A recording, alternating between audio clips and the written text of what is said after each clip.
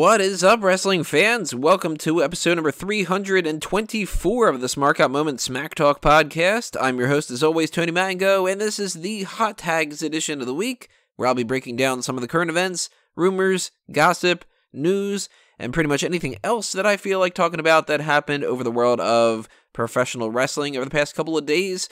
First things first, if I sound a little bit different, it's because I'm using a different microphone, a different computer, and I'm in a different state. So maybe you'll hear some sirens in the background, or maybe the audio quality will be a little bit weird. I don't know. I apologize if it is strange. Maybe it's better. I don't really know. We have a lot of stuff to talk about today because it's been a little while since I have been talking to you guys with the hot tags. I had done the previous edition on a Sunday, where I normally do it Monday or Tuesday night. This is actually Tuesday night before SmackDown is when I'm recording this right now, so we have well over a week of content to talk about, and there are a wide variety of topics as well, so let's just get right into it. First things first, I want to talk about two things that were on the WWE Network. One of them after Raw last week, one of them after Raw this week. The first one was the WWE Photo Shoot edition with Eric Bischoff, which I actually enjoyed quite a bit. I recommend going ahead and checking that out for people that are especially fans of Eric Bischoff in the WCW era, but even just for, a quick thing, just for something and to put in the background. It had some funny little stories, and I just don't remember too many specific details about them. To really kind of like pinpoint exactly what, but I do remember enjoying it, and I have a little note written down in my notes that says, damn, I actually do like this show. I don't know why I was surprised about that, because I liked the other editions to a certain extent, so that's a little strange. But nonetheless, that one is a good one. I will have to say, unfortunately, that the ride-along Ballad of Elias and Balor Club episode, not quite so much. The Balor Club parts were pretty fun. The Elias parts I didn't enjoy at all. And I like Elias, and I really like his gimmick, but it just wasn't doing anything for me. So that's a disappointment for sure. You might like it a little bit more than I did. If you want to check it out, go ahead and check it out. It's not something that I would recommend that you really need to find the time for. So if you are in a bit of a time crunch, you might want to skip that one. Let's go back in time a little bit more, though. Talk about some stuff that happened earlier last week. Vince McMahon has apparently handed over creative control of 205 Live over to Triple H, and that is why not only we have a general manager now, but that's why we are also having the tournament.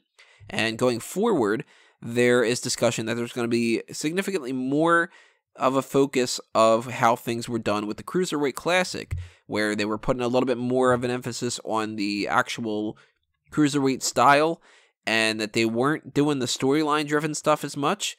Vince McMahon has these good ideas that work, but he also seems to apply them in a lot of ways that might not necessarily apply to everything. And he, of course, would have assumed that if Monday Night Raw is the way that it is, that you should do the same thing for SmackDown, and you should do the same thing for 205 Live and NXT. But some of them are different animals, and you can't necessarily just repeat the same thing and expect people to be all that interested, because if it is the same thing, then it's a little bit repetitive. So I really like the idea that Triple H would bring something different to the table, and maybe it would get more eyes on 205 Live, maybe not. I think if they would have started off with this, it would have been a lot better, and now they're kind of at a point where I don't think anybody's really going to be paying all that much attention to it. But it's worth a shot, Can't keep doing the same thing over and over again and expecting different results.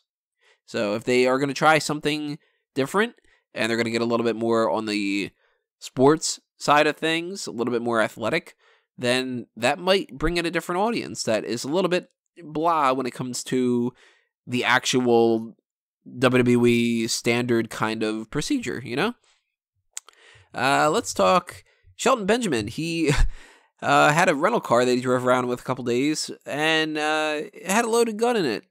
So yeah, that's kind of one of those weird stories of the week. It's got to suck to be in that kind of position, and the rental car company, I'm sure, is just flabbergasted of how to deal with a situation like that, because it's not something that you would hear about every day. But it's really good that he documented that that was not his gun, and, if it's something that could be involved in a crime or something like that, you never really know, and you want to distance yourself as much as possible when it comes to that. Nothing's come out of it, so that's good. We have unfortunate news when it comes to You know what? I'll skip. I'll push that off on the side. Let's talk about more of the weirder stories now. I'll lump them all together. WWE is going to release a cookbook, the official cookbook, out in October. I have no idea what the hell the cookbook is actually going to be, but maybe it's going to be themed based off of like actual stuff we've seen on television. I doubt it. It'll probably be something like the Roman Reigns burger and has nothing to do with Roman Reigns. And then the Shawn Michaels super kicked hot wings and whatever. And that type of stuff is nonsense. But I would like to see something that was maybe like a beer battered something that dealt with Stone Cold. At least maybe that could be a little bit of an inspiration. He did drink Steve Weisers all the time. So maybe it's like, you add your Budweiser to something or whatever. Maybe... you know what? I don't even know. Maybe something with whatever food-related gimmicks we've had over the years. Sexual chocolate, some kind of dessert or something? Maybe. I don't know. Something to look for if you are interested in that kind of a thing, though. Another book-related topic is that John Cena is releasing his first ever children's book called Elbow Grease about a little, car that can talk or something. I don't know. Looks like a little children's book that a lot of kids would probably be into. When I was a kid, I was never into a lot of things like that. So even if I was like 4, I wouldn't really be into that. But it looks kind of cute for a little kid thing. And if it ends up doing well, then awesome. Lids is going to be creating some WWE-themed hats over, I guess they're starting now, essentially. They had a couple little mock-up pictures, one with like a WWE logo. And they actually didn't look that bad. I'm not a big hat guy. I only have a couple hats, and I don't really wear them all that often.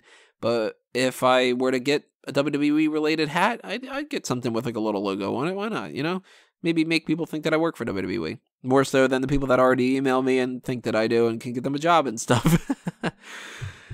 Let's see. We don't have any other weirder stories, so let's just get into some of the other stuff that we've got going on here. Injury talk. Tamina Snuka is out with a rotator cuff injury. She just had surgery recently, and that is the explanation of why she was eliminated so quickly in the Women's Royal Rumble, which I didn't really expect her to be, a big part of everything, but I actually expected her to do a lot better than what she did. So now that we know that she was going into it with an injury, it must not have been as bad necessarily as the one with Alicia Fox, but bad enough that they knew ahead of time that she couldn't really do all that much. Maybe just enough that she could, hit a couple of moves and get eliminated, and they kind of just figured, you're going to get surgery afterward anyway, you can't really mess it up that bad. Alicia, I guess, probably couldn't really move all that much, but she is still out with her injury. And Jason Jordan, as you have seen on Monday Night Raw, if you watch Monday Night Raw, has undergone neck surgery. He will be missing WrestleMania 34, unless some kind of miracle happens, but more than likely that's not going to be the case. Dean Ambrose still injured, Jeff Hardy still injured, everybody's still going under the same kind of process, but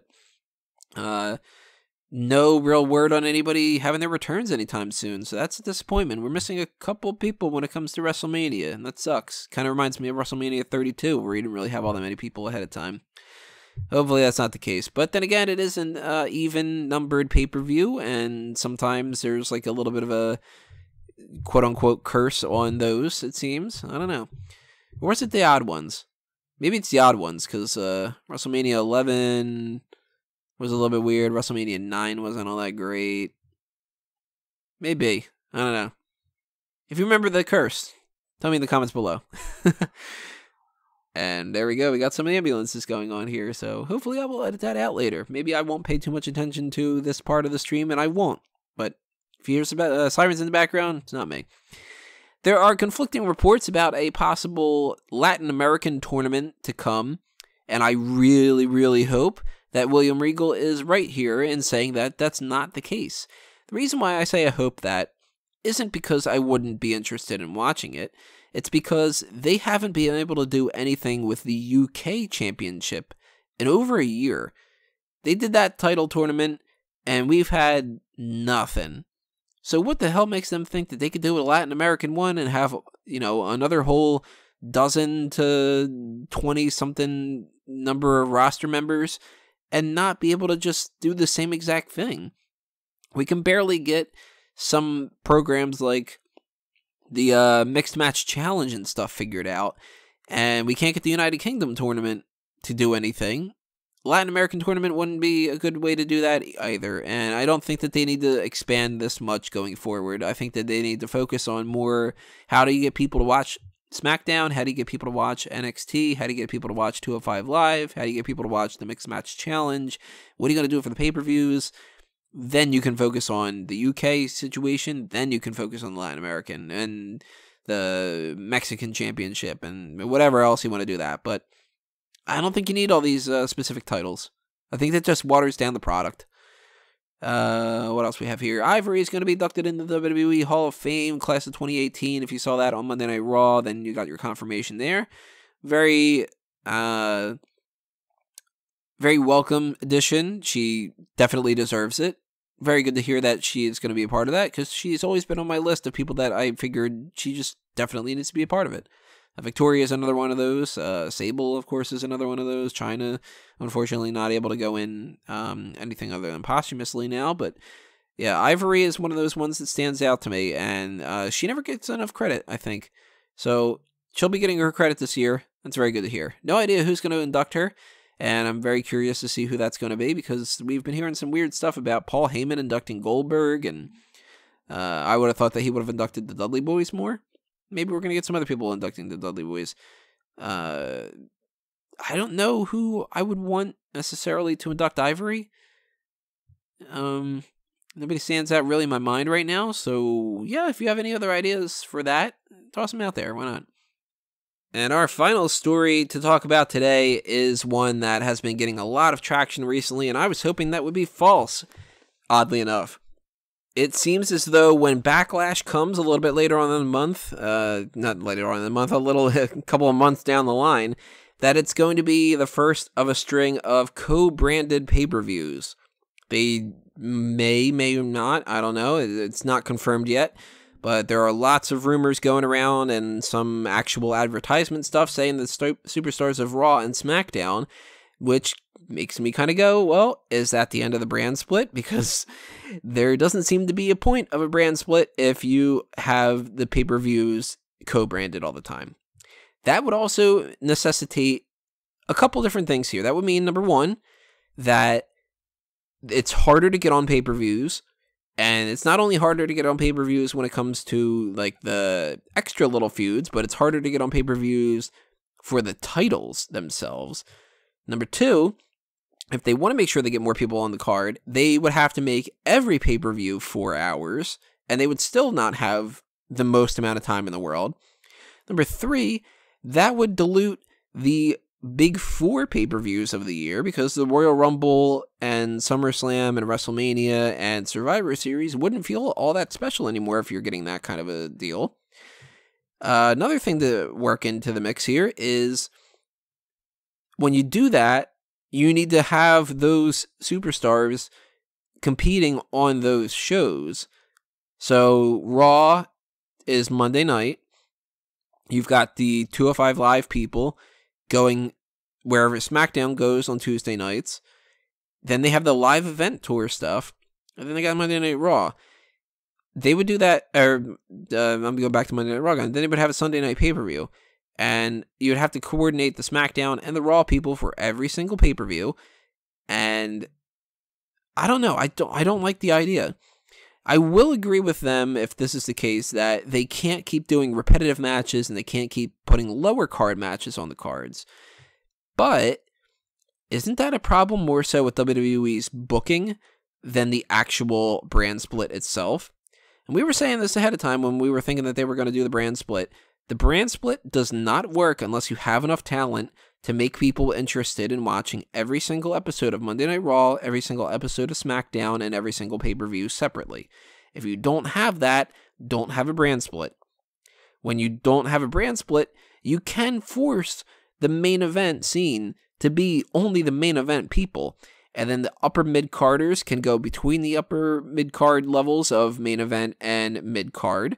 The mid-carders are firmly in the mid-card. You boost up the tag team division. You boost up the women's division because you've got significantly more options of feuds that you can do instead of repeating a lot of things. And now, if they do this whole thing with Raw and SmackDown being on the same pay-per-views, who cares about some of that low card stuff? That's just going to make Monday Night Raw and Tuesday Night SmackDown feel like more filler content.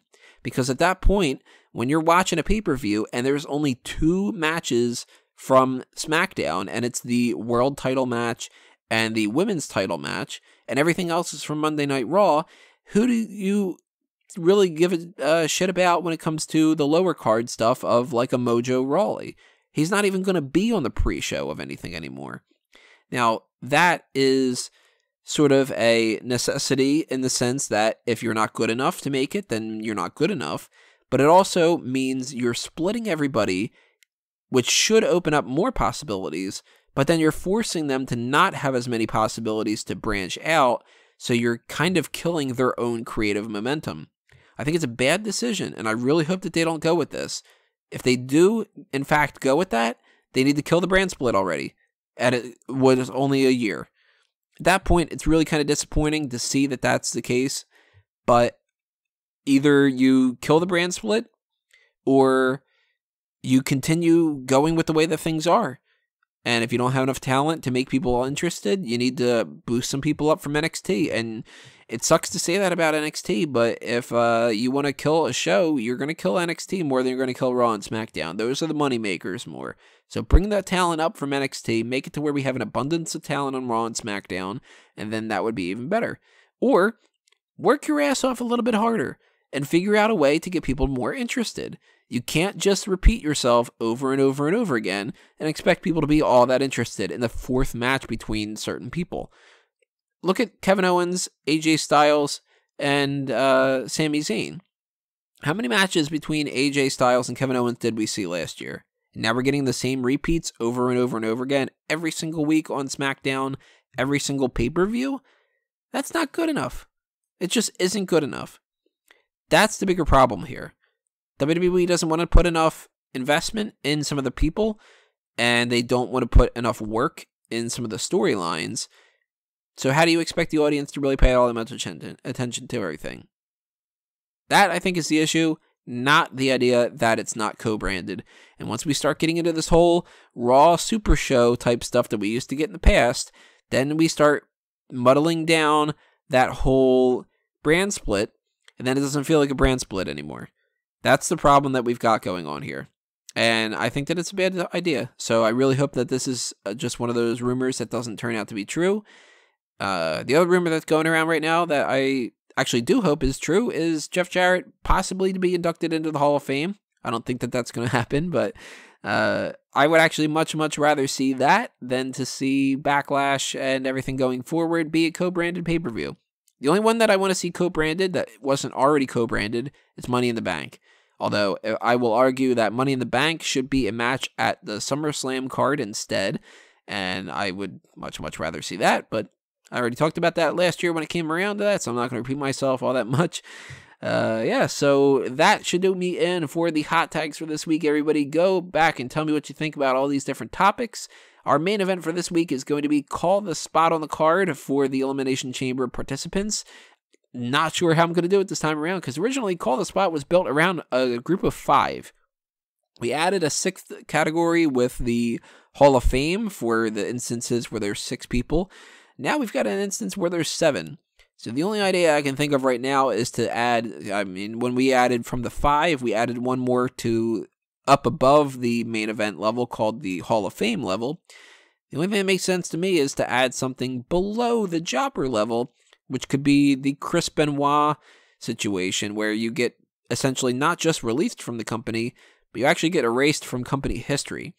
If you have any ideas of what else you'd like to see as an alternative to that, go ahead and drop them in the comments below as well. Make sure that you hit that subscribe button and ring the bell for notifications, and that way you will be aware of when we do that video of Call the Spot and anything else that's posted up on this channel. Make sure you also follow us on Facebook and Twitter at SmarkOutMoment, and make sure you also show your support for Fanboys Anonymous, because we've got this little bit of time right now going on where we got to make sure that we hit that mark of being able to get monetized again.